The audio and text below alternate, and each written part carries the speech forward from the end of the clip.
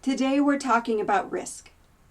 Not the kind of risk of, should I go ziplining, but the risk that you're willing to take with your Ireland vacation if things go wrong.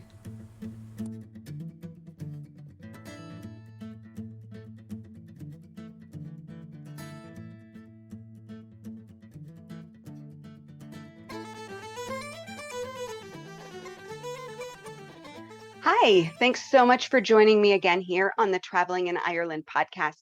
Today we are talking about travel insurance. And while it's something that most people probably don't purchase, it's definitely worth thinking about for your Ireland vacation. But before we jump into that, I want to remind you that this is part of the Planning Your Ireland Vacation series, and the perfect accompaniment for that is the My Ireland Vacation Planner and Journal.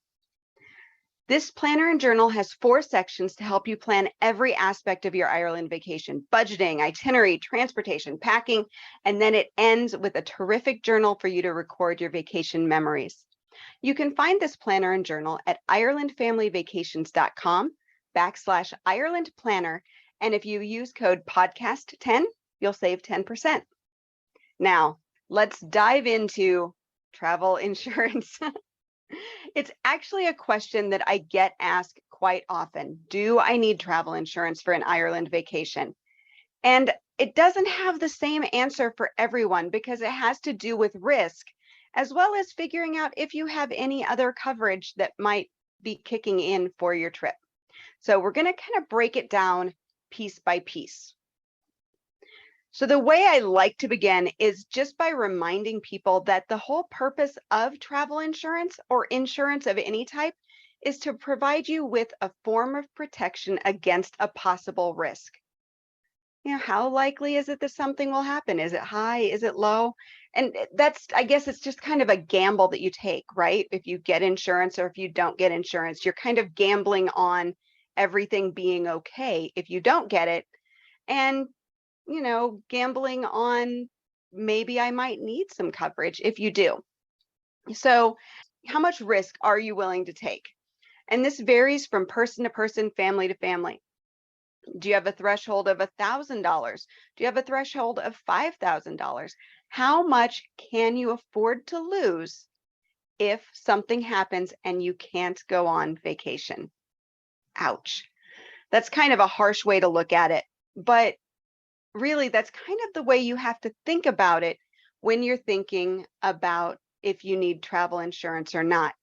Would you take the loss? Would you reschedule the trip? Would you replace it with something else? So travel insurance might just be a pretty good idea for you. Now, when we're thinking about what travel insurance covers, first you need to know that travel insurance policies will cost between 4 to 10% of your trip cost. And they often include coverages for trip cancellation and delay, trip interruption, medical costs, and lost or delayed baggage. But then you can purchase additional options onto your base travel policy that cover pandemic coverage, medical evacuation, and then what I always look for is cancel for any reason. Now, every time you add one of these options, the cost of your travel insurance does go up. And it's really important to remember that all policies aren't created equal, so you need to read the policy details and compare them before purchasing travel insurance for your Ireland vacation or any other vacation.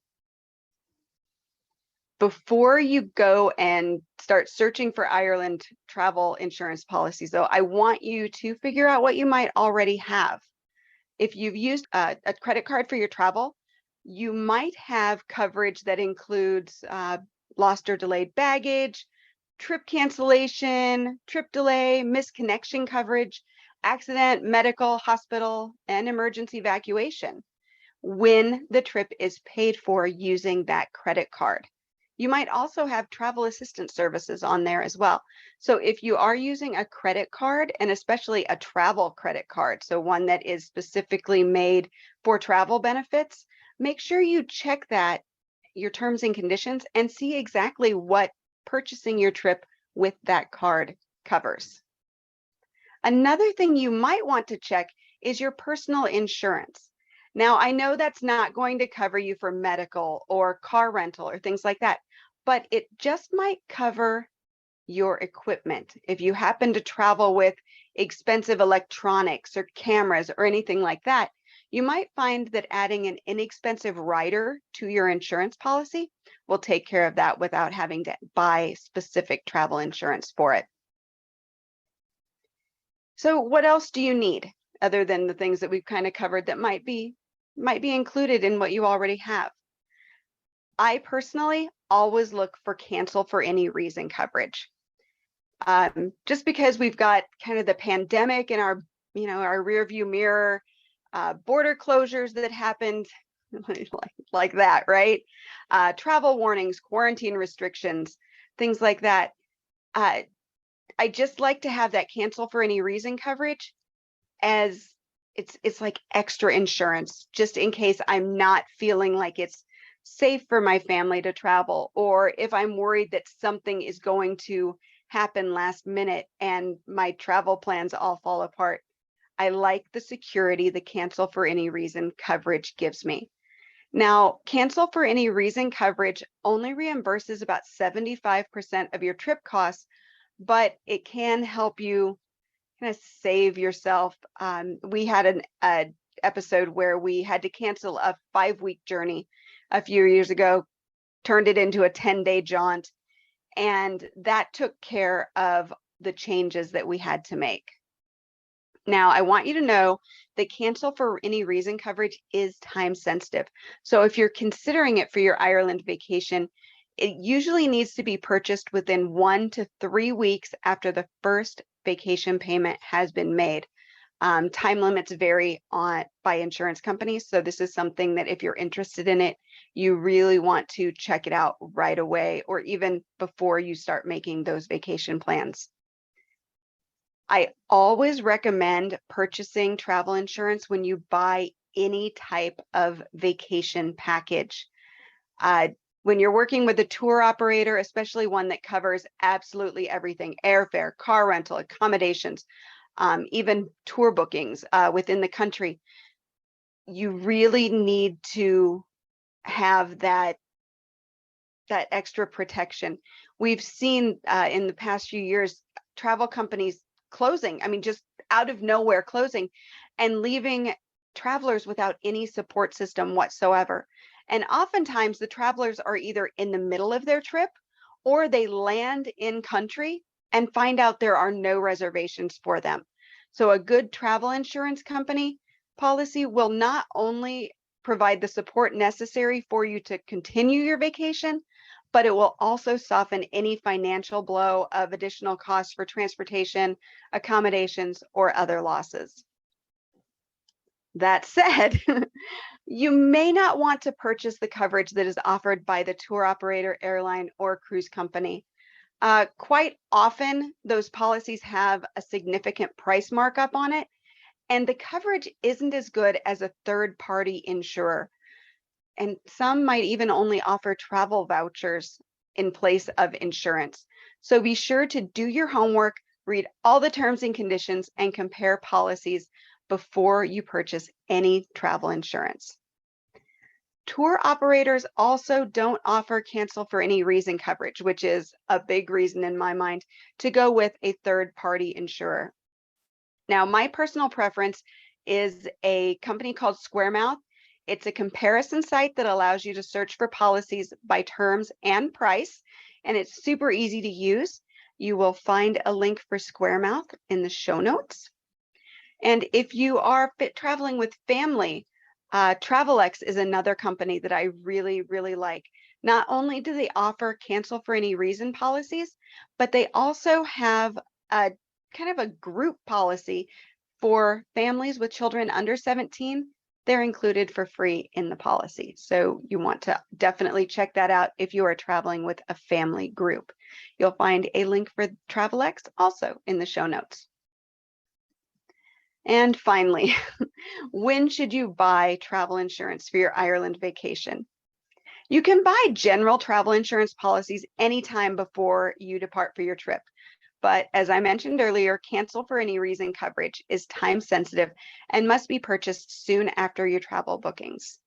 Limits vary by company, but it can be as short as a week. Personally, I buy travel insurance right after I secure the main portions of my bookings. So if I'm purchasing a package trip, or right after I get my airfare and my car rental, if those are non-refundable purchases. You never know what could happen, right? Travel company might close. The car rental company might not have a car for you when you arrive. Airlines might have a delay and another delay. They might lose your baggage. You just never know. When your money and possibly your trip are on the line, travel insurance can really save your trip, save your sanity, save your money. The final thing that I want to mention is most travel insurance company or policies cover pre-existing conditions that are under control if you buy the policy soon after making your trip payment. Up to 20% of travel insurance claims are traced to pre-existing conditions. So if this is something that is kind of, in your radar, it's probably an important consideration. Be sure to read your policies carefully and look for the coverage that you know you need. So there you have it. Do you need to buy Ireland travel insurance for your vacation? You're the only one that can answer that question. So, what's your threshold for risk? I don't buy it all the time, but when I do buy it and I end up needing it, I'm always glad I did. For more information on travel insurance, you can visit the U.S. Travel Insurance Association website. And as always, that link is in my show notes. Insurance is never a fun topic, but I hope this helped you decide whether or not travel insurance is something that you need to consider for your Ireland vacation. If you enjoyed this podcast, please leave a 5-star review at your favorite podcast player. If you have any questions, you can always reach out to me by email, Jody, Jody, at IrelandFamilyVacations.com. Thanks so much for listening, and until next time, Slán go fóill.